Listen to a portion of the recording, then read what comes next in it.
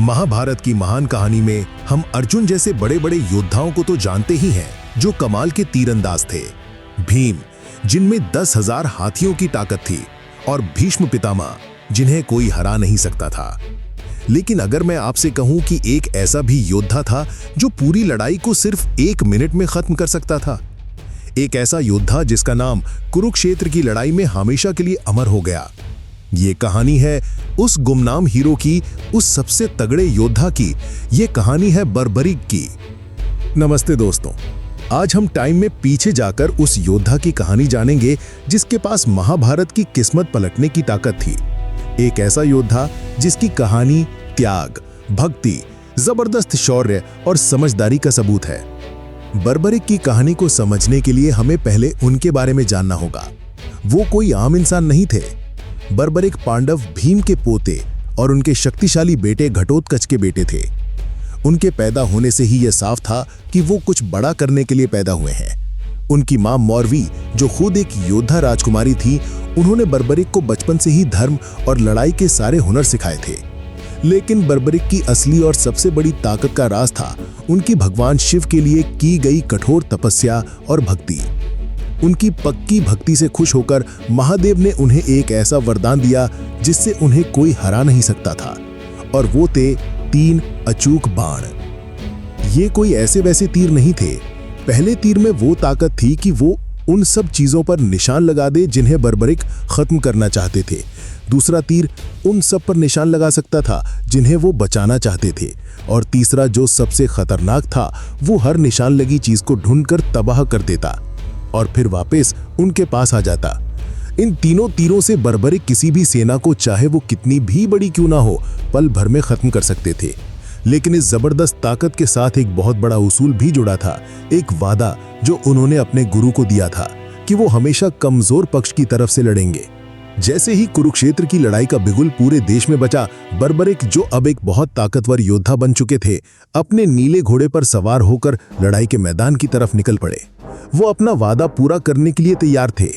उनके लड़ाई में आने का मतलब था पांडवों की तुरंत और पक्की जीत।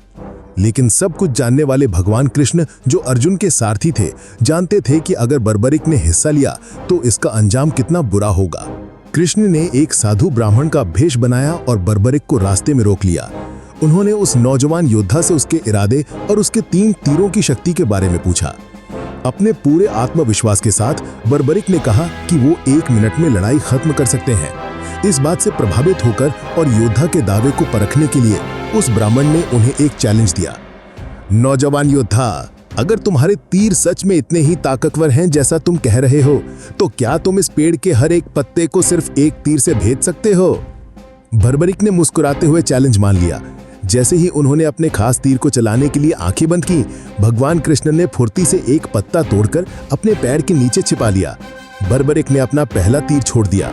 वो हवा में तेजी से गया, पेड़ के हर एक पत्ते में छेद करता हुआ, और फिर बर्बरीक की हैरानी का ठिकाना न रहा। वो तीर ब्राह्मण के पैर के ठीक ऊपर आकर मंडराने लगा। हे ज्ञानी ब्राह्मण, कृपया अपना पैर उठाइए।